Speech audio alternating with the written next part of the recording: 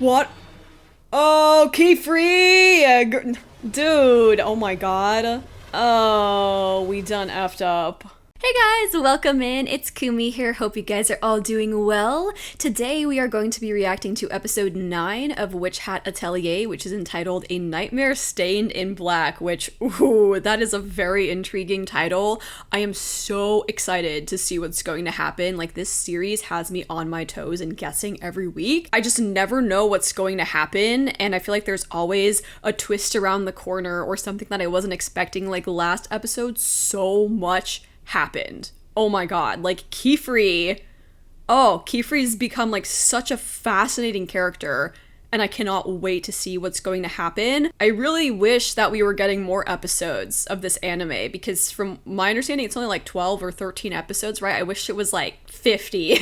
You know, like it's gonna be really hard to wait for the next season because this series has just been so excellent thus far. But anyways, we'll hop into it in just a moment. But as always, just a quick reminder, I do have Patreon. For just $5 you can get early access to the full uncut versions of my reactions. It does also go a long way in terms of supporting me as a creator, so if you're curious, check out the link down below in the video description box.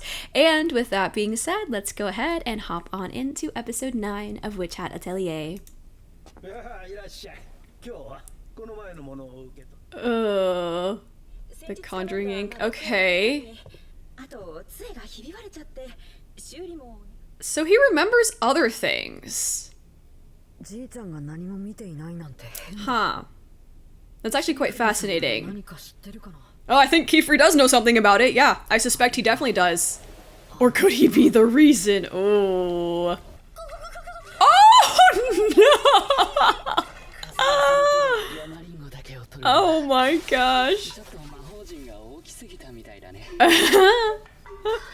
Somewhere in the middle, it seems like. Oh. Oh, okay. Yeah, that's so cool. That is so good. I love him. He's so cute.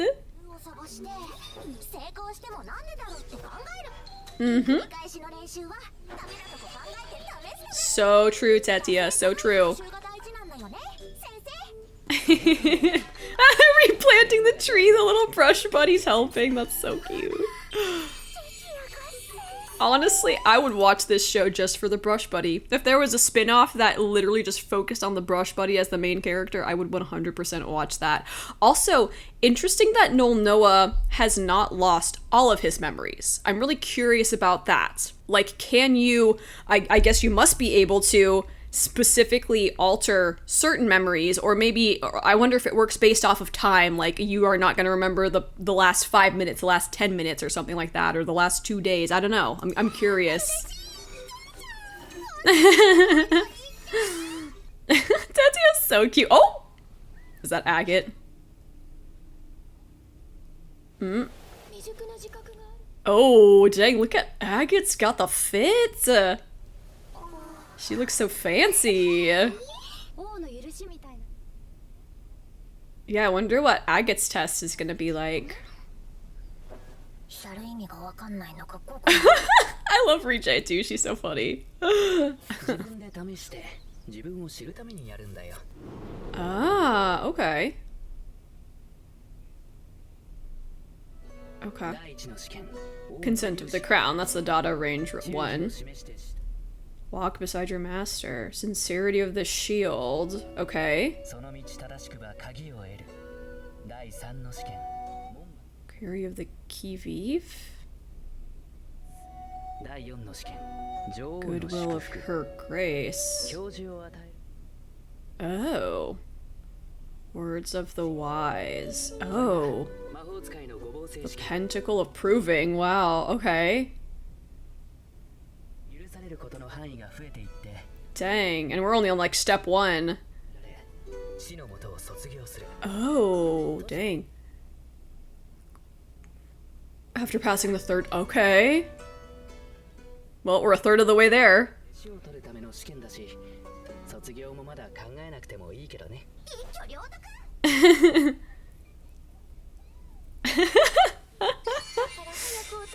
Oh, it's even got like a little two-crowned witch cap. It's symbolic. Okay, that'd be cute. Me too, Riche. You and me both.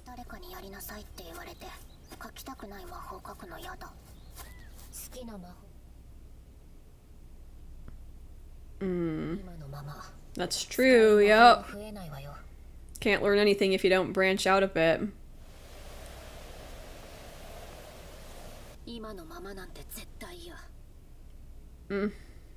Yep. And we've seen Agate's motivations. Oh, a librarian, okay.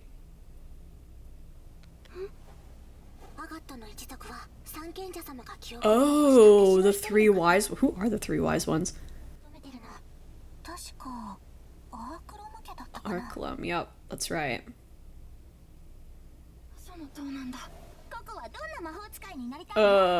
I don't think we've thought that far ahead just yet.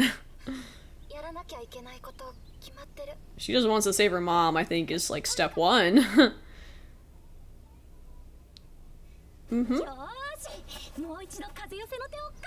Yeah, get it this time, girl. You got this.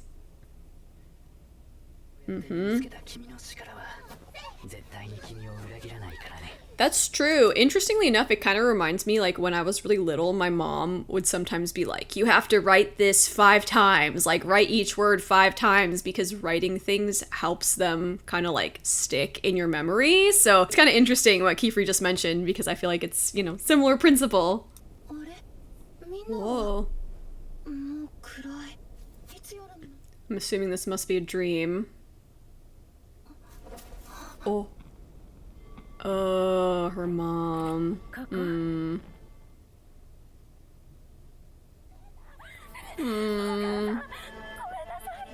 Aww.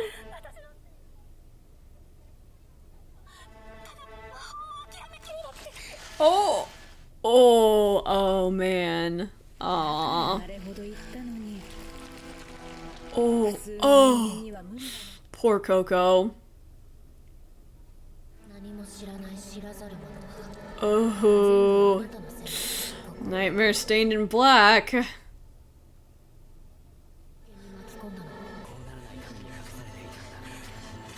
Wow. Oh my gosh.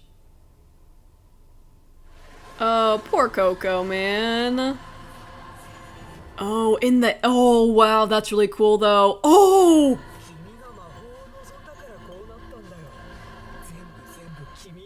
Oh, the visuals are so cool in the ink bottle. Oh, and the ink bottle, wow. Holy. Aw, Brush Buddy's so concerned. Oh, he's such a good boy. I mean, in fairness, it would be surprising if that stuff didn't affect Coco and didn't weigh on her mind, so absolutely not surprising that she had this, as the title is, Nightmare Stained in Black, but also, wow, the visual storytelling of that was, oh, that was so cool with her, like, in the ink bottle with the brimmed cap witch, especially given the context of last episode where we found out that the brimmed cap witch like tampered with her ink, but Coco doesn't know that, so it's almost like maybe she like subconsciously kind of knew that, or you know, she might just feel trapped, you know, trapped in an ink bottle.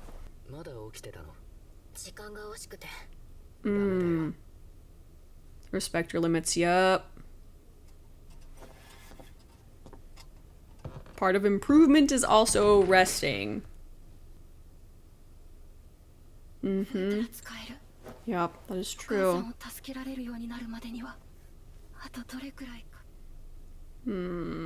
Yeah.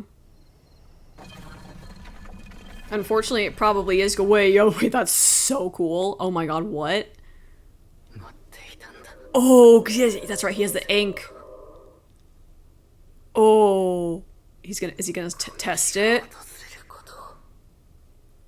Oh, damn, the righteous wizard of healing craft. Use magic to heal. 3, oh. Ooh.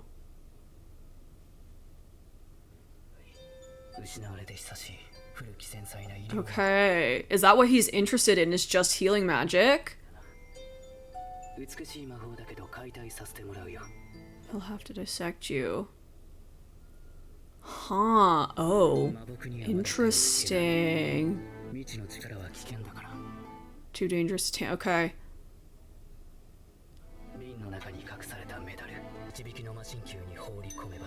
Oh.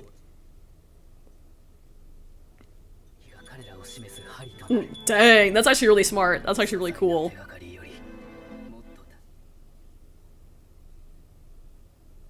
Oh. What? Oh! Oh!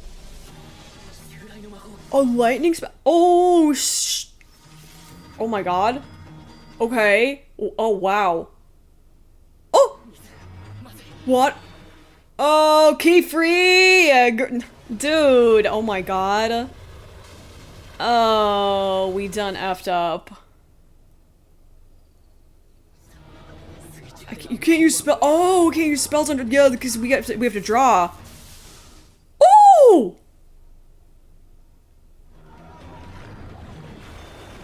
Oh. Oh my. That's crazy that it could do that. What on earth? Oh, we don't have the ink anymore. It's gone. It is completely gonzo. But we still have the seal. What? What? How?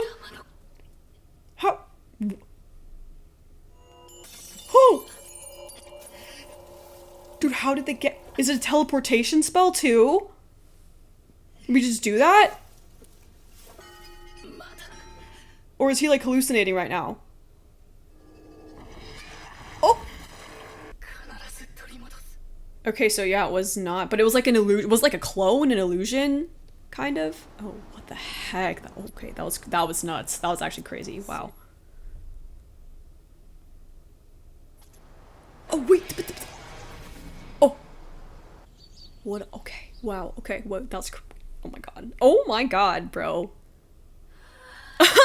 We're both a little tired today. We both had a rough night last night. For different reasons, but I'm pretty sure she wants to sleep. It's just... That's true. Yep. And food. Very important.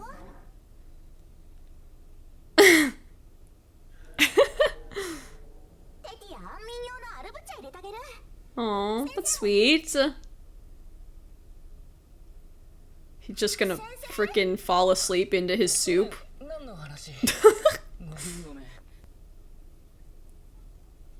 Oh. He is not locked in today. Wow. Did they do something to him to make him like extra? Oh, it's from the lightning. Okay, I was gonna say.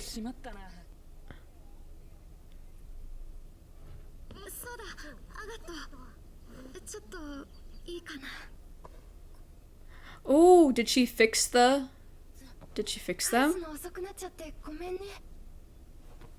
Oh, I feel like that looks pretty good. Huh? What do you mean, what is she plotting?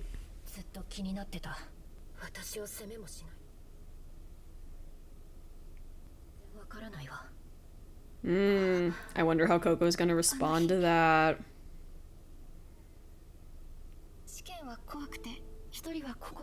I mean, she's probably just happy that she passed, because it's a step closer to saving her mom.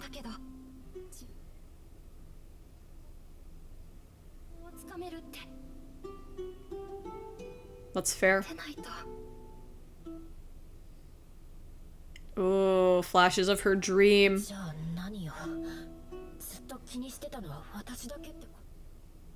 Oh, she looks like she's gonna fall over. Oh. Does that fix the... Oh, okay. Nice. I think we need to go back to Coco, though, because she was not looking so good. Oh, they definitely noticed.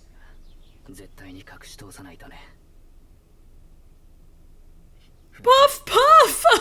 He said, that's not my name. I'm not freaking Puff Puff. Oh. Wait, what was that? What was that? What was that? Excuse me? Oh! Dang, Agate came like zooming in. Coco. I'd love to have a look at it. No, but yeah, we gotta get back to Coco. Aww. Oh, wait, is that like a freaking... Oh, that's really cool. That's really cool, though. Aw, but poor Coco. I wonder if it's just from lack of sleep, or if it has something to do with the brimmed caps. I think maybe it's just a lack of sleep issue, I don't know.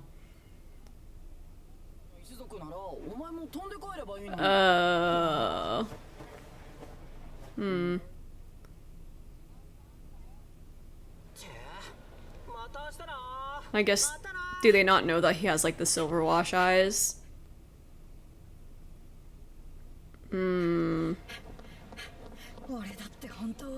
Yeah.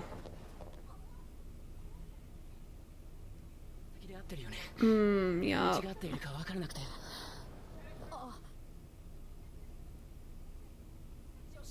Oh, I love Tarta. He seems like such a cool character. I can't wait to learn more about him. Ooh.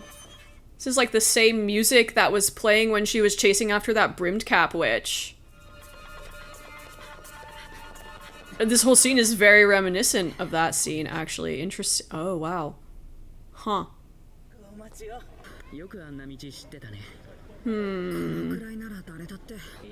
No, that was a big help. That was a huge help. He is, yep. Yup. Oh. But he is very observant. He noticed in the last episode that Coco had, like, injured her leg. And he was like, come with me so that I can fix that for you. Oh, is he gonna ask him about the... Oh. Oh. Oh my god. Oh, okay. Oh, wow. Oh, I wonder what Qifrey's gonna do if he asks... Dude. A promise in silver. Oh, silver. I'm assuming it's gonna have some Tarta focus because we learned that the silver wash eyes make him see the world in silver. Oh, that's exciting. I really like Tarta. I can't wait to learn more about him. He's like a very interesting character, especially learning about his condition. And it seems like he does want to be a witch, so I'm really curious what his journey is going to be like. But oh my gosh, once again, a lot happened in this episode. Okay, so this dream sequence, I think this was so well done. I kind of take this as a manifestation of Coco's guilt, and also perhaps a little bit of her desire. You know, she wants to see her mom alive and well, but obviously her brain recognizes the reality of the situation. You know, she knows what actually has happened to her mother, so we see the guilt starting to manifest after this point. One other thought, just completely random thought that I had, but this lantern is very cool. Like, I couldn't help but notice it. Kind of looks like a hollowed out, like, shell, and there's a candle inside of it. That's really cool. But anyways. And oh my gosh, she's so happy. Like, she just runs to her, embraces her. It's all my fault, you know? Well, yeah, right here you can hear her guilt. And even what her mom says back to her, like her mom's response, I think, also shows a lot of how Coco feels, you know? She completely blames herself for so many things that have happened. And, that's so horrifying. Like, what a horrifying thing. This is why I warned you, you know? Oh, like this is, oh, they drew this so well. They drew this so well. Like, it is grotesque, it is horrifying, it is awful. The way her eyes are like hollowed out like that, and oh my gosh, so good. I love the way they illustrated this. Normal people can't do magic. Yeah. And then, oh, like the fact that it's this black color like ink, you know? Feels like a nightmare stained not just in black, but a nightmare stained in ink. Like, as much as she loves magic, magic has also been the cause of so much of her guilt, you know? It's kind of like, it's really fascinating because it kind of reminds me of like having blood on your hands, but she's seeing it as ink. Like, this is a representation of her guilt. The ink on her hands, the blood on her hands. This is all your fault. And I like how the ink is even starting to like stain her clothes, it looks like it's creeping up, putting us all in danger. Oh, yeah, like you can see her dress is stained in ink now. Thing to do with the brimmed caps. And this is fascinating too. Is this a tree manifesting behind her? Reminds me a lot of that scene. I don't know for sure if this is a tree that's manifesting behind her, but it kind of looks like it. Reminds me a lot of that scene. I think it was in episode 2 where you see like the tree with all the, I don't know if they're crows or ravens, but the birds on the tree, and then the birds all fly away, and then we see that image of like Coco where she has all of the stuff in the background, like the plague mask and the octopus tentacles and etc etc. But kind of reminds me of that scene. And then this is also fascinating, like the Dada range blobs chasing her as she runs through this like lake of ink. And as I said, like you can see that she's partially stained black with the ink, and there's still ink on her hands, like blood on her hands as she's running. It's kept a secret so nothing like this would happen. Like, this dream says so much, I think, about how she feels deep down, and this was really cool too. I also like that there's kind of a blue tint to it, because I think they said in the last episode that it had like a blue hue, and then yeah, trapped in this ink bottle. Trapped by her guilt, trapped by her actions, and I feel like she's also kind of trapped on this path now because she has to keep walking this path if she wants to save her mother. And oh, I love the ink bottle, and then the brimmed cap witch right there. And even the brimmed cap witch is saying something that's like blaming her. This all happened because you wanted magic. It's all your fault. Yup, all of it. All of it's your fault. Wow. Oh my god. This was phenomenal. Be your fault when the world falls apart. Oh my gosh, dude. Wow. That is fascinating. Wow. And I love how it's really subtle. Like the color's really subtle, but right here, just a second, it's when she's falling backwards. It's like super subtle, but you can kind of see like very faint swirls of blue in here, which once again is very cool, I think, because as I said, we learned last episode that the ink had kind of like a blue hue, so it almost feels like, you know, the brimmed cap witch's influence like mixed in here, so that's very cool. I don't even know if you guys can see it on your screen, but like on my screen I can see just very, very, very faint swirls of blue.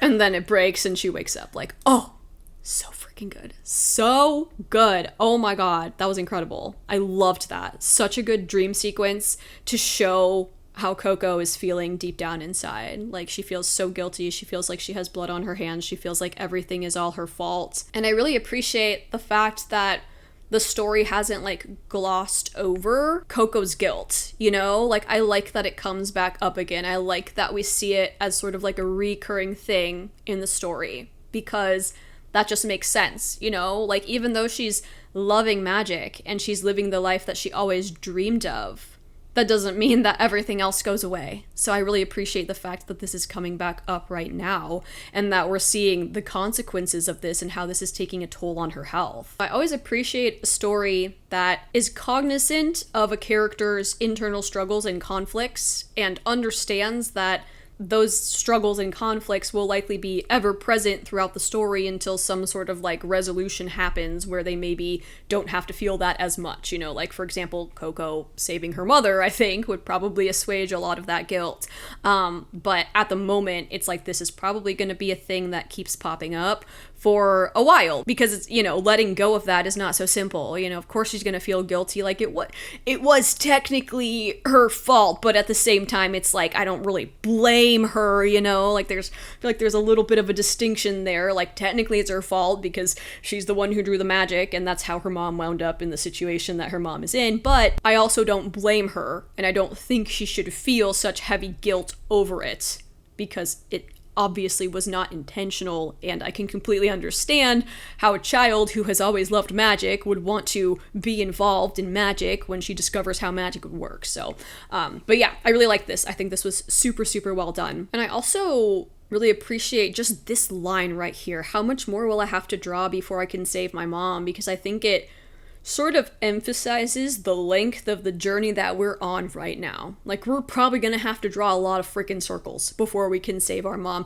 especially given the context of what we learned in this episode, where it's like you have to take the 3rd test before you can go to the Tower of Tomes. And I mean, we are 1/3 of the way there, but I suspect that getting through the 3rd test is probably pretty difficult. You know, it's probably gonna take us a while before we can actually pass the 3rd test. So I really like this line here. It also just kind of reminds me of like how much work and dedication goes into being successful at anything. Like all those hours of practice, all those hours of dedication, all that repetition in order to achieve a certain result. Like it takes so long oftentimes to get to where you're wanting to go. So I just appreciate this line. It just for some reason it like really resonated with me, just this specific line, so I just wanted to point it out. And I also just want to talk about this whole qifrey scene. I want to rewatch the whole entire scene because there's so much to it. But first, can I just say this is so cool. Like every time I see the new possibilities of what magic can do in this show, I'm like, holy crap, that's so cool. Like this is so cool. The way he's like sealing off the area with this piece of, oh my god, like that's so cool. I love magic in this show. But also, I've been waiting so long, so very long. And oh, I just want to know about qifrey. Oh my gosh, like he is such an intriguing and fascinating character. And like the way he holds the bottle to his head, it's like this bottle is his salvation, you know? And I just cannot wait to find out why he is so interested in the brimmed caps, why he seems borderline obsessed with them. I'm assuming it has to do with healing magic based on what he says in this episode, but something else that's really interesting to me in this scene is like, obviously, when we see qifrey, a lot of times he's wearing like his white cloak, you know, but here he does not have the white cloak on. He's just dressed in this black color, which kind of, I don't know, for me, I feel like it maybe kind of emphasizes that he's about to do something that he really shouldn't be doing, you know? Like we're dark qifrey right now a little bit. Okay, so the righteous witches of healing craft who use magic to heal. So I'm assuming that that's this person right here, the righteous witches of healing craft, a brimmed cap. They fought the 3 wise ones' edict. This must be one of the 3 wise ones, forbidding spells cast on the body to the very end. Which is fascinating, because I also have asked this question many a time, like, why can't we use healing magic? Like, if we make exceptions for erasing memories, then why not healing magic, you know? That has always seemed a bit odd to me. So this is quite fascinating that the brimmed caps wanted to keep the healing magic, and it was the 3 old wise ones, or I forgot what they were called, whatever. But it was like the 3 wise ones, I think it was called. They were the ones who wanted to forbid magic cast on the body, but the brimmed caps opposed this. The twinned bottle spell. So this is also fascinating to kind of find out how it originated. A spell that allowed them to share medicine among them. So the twinned bottle spell was originally for the purpose of healing and medicine. Okay, but this spell was lost when their memories were taken. No matter how far away one vial might be, contents could be shared through the seal inscribed metal within. Yep, and this is the healing witch. We see, I see this insignia. This is the same one. Okay, yeah, this is what was in the beginning, so okay. A delicate spell of healing lost since the day of the pact. So, yeah, I feel like qifrey is interested, it seems like, specifically in healing magic. And this is why qifrey is such a, like, morally fascinating character to me, because it seems like he maybe has good intentions, you know? Because, again, I feel like healing shouldn't be forbidden. I don't see why it is. I feel like healing magic seems like a net positive thing for society. So if Qifrey's primary interest is in healing magic, I mean, one, I wonder what his motivation is for that. Like, does he know someone who's dying, or did he have someone who died in the past and he didn't, like, know the healing magic in order to save them? I don't know. But I wonder also if maybe this is, like, what caused him to dabble in forbidden magic in the first place, is maybe it all stems from healing magic. But anyways, like, if his motivation is only healing magic, for me, that just makes Qifrey's character even more interesting, because it's like, what lengths will he go to get his hands on this magic? We've definitely seen him go to some pretty extreme lengths thus far, like with Nolnoa. But what I like about this series is that I think it kind of forces you to examine a lot of questions about the world, you know, like, do we have, like, is non-brimmed cap witch society kind of backwards in some ways? And if so, is Qifrey right to oppose that? Not necessarily saying that his methodology is correct, but perhaps his reasoning is justified, although there's a lot that we still don't know, and that's why I'm so excited to find out more about Qifrey. Ironic that only the brimmed caps can create it now, so only the brimmed caps would be able to use healing magic. You're a beautiful spell, but I'll have to dissect you. So he wants to be able to find the brimmed caps, right? That's what he said. You're the only connection I have to them. And he said that if he puts it in, like, the orb, then it should lead him to the brimmed caps. But this was also some crazy magic. Like, what on earth? I won't touch the conjuring ink yet. And I mean, I like that he recognizes this. Like, I'm not going to tamper with this anymore. I already did it once, and holy crap, the power is insane, so I'm not going to mess with this. But I do want to get the medal so that I can potentially find the brimmed caps and figure out where they are. Can I remove it without being detected? And this is crazy, dude. This is oh my god, like, what happens is crazy. Like, I can't even believe.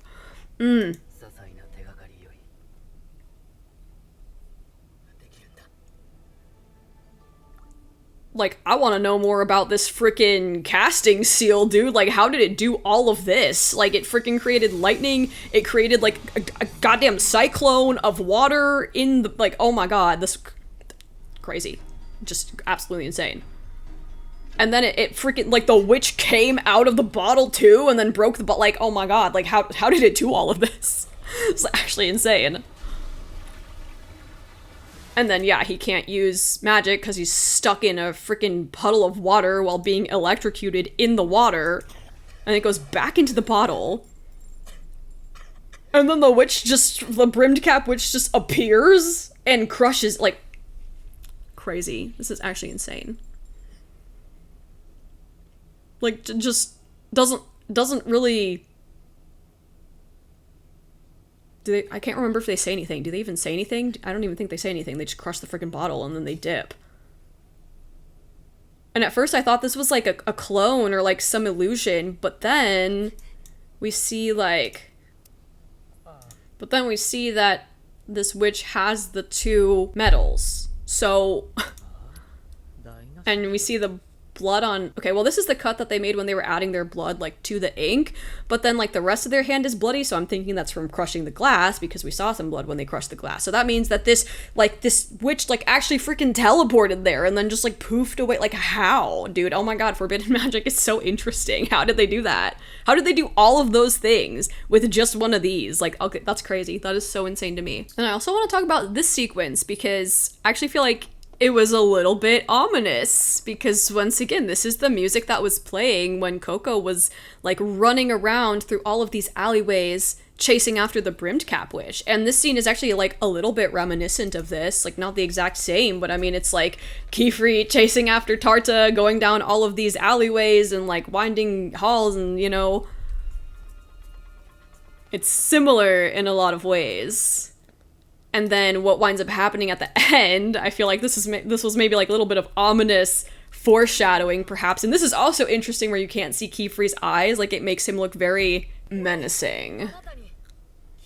And this framing is fascinating. Also, I'm just noticing this, but before I talk about this, I'm just noticing this, but this emblem is really interesting because it's very similar to the brimmed cap, like, healing craft witches that they were talking about. I think the brimmed cap healing craft people just had like a circle around it, but interesting that this like symbol has carried over to the hospital.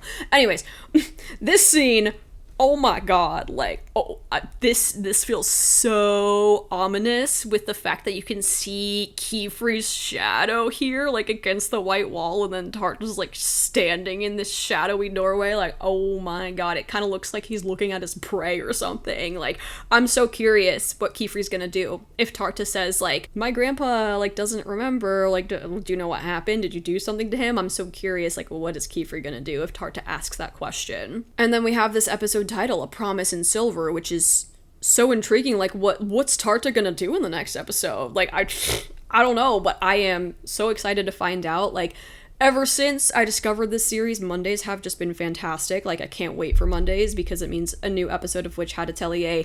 And the only thing I'm sad about is that it's not going to be more episodes, because I think I looked it up and I feel like it said like 12 or 13 or something like that. So I'm really sad that it's not going to be more. It's going to be a brutal wait for season 2. But like, oh my god, this series has been incredible. It's so good. I'm so happy that I decided to pick it up. The only other thing I was going to go back to, I just wanted to see the healing craft emblem thing one more time. Okay, so yeah, so there's had the circle around it, but it's interesting that this, like, symbol still carried over into current, like, non-brimmed cap witch society. Wow, okay, damn. Incredible episode. I love kind of learning about the lore of the world, and it's interesting that this, like, faction of the brimmed cap witches called themselves the Righteous Witches, because it really makes you wonder, I mean, even more, I guess, about, like, the history of witch society, you know? Like, the brimmed cap witches of the present seem kind of just focused on sowing chaos, you know? I don't really get the sense that they're righteous in any way, but I do wonder if the brimmed cap witches of the past were perhaps righteous. Sounds like they just wanted to heal. Or at least the righteous witches of healing craft just wanted to heal people. So it makes me, like, wonder more and more about, like, the origins and the philosophy of the brimmed cap witches of the olden days, if you will. So yeah, wow, man, every episode of this show is so fascinating. Okay, anyways, I think that's all I wanted to say, but please do feel free to let me know your thoughts down in the comment section below. I always love reading, you know, what people think of the content and the media that I'm engaging with. So let me know what you thought of this episode, if you guys have any theories, any thoughts, anything that you particularly liked, you know, all of that good stuff. And thank you guys so much for coming along on the journey with me. I do hope that you enjoyed the reaction. If you did, don't forget to like, comment, and subscribe, and I will see you all in the next one. Goodbye! Alrighty, it is time, as always, for our Legend tier shoutouts. So, shout out to Abel Dark Rider, Savior of Nern, and Gabriel Weiss. Thank you guys so freaking much for being absolute legends. I really do appreciate it. And on to the rest of the shoutouts.